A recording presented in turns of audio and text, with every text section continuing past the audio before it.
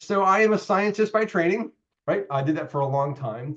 And so I am somewhat embarrassed to say that the first thing I do is I go back from the deck, find the founder's most important papers, and pull them and read them.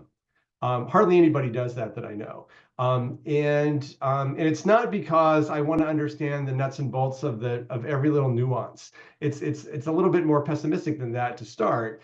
It turns out that about half of manuscripts in the biomedical literature can't be reproduced when someone else tries to do it.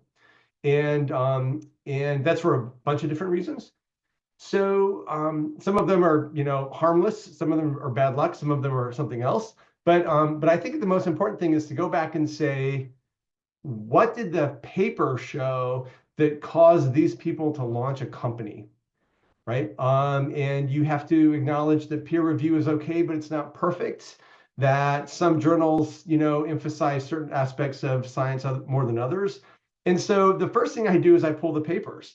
And I will tell you, it does not take a tremendous amount of time. In the past 3 months, this has happened, where I pulled the paper and there was a problem. And it was a sufficient enough problem that I said, I'm not going to be involved in this.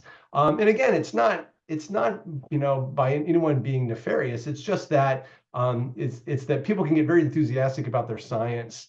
And I think a lot of early investors will will sort of say, well, if it's published, it must be real, and then give the work a pass. So I start by reading papers. Now, that said, once I've convinced myself, yes, this thing, holds up, and that usually takes half a day at the most.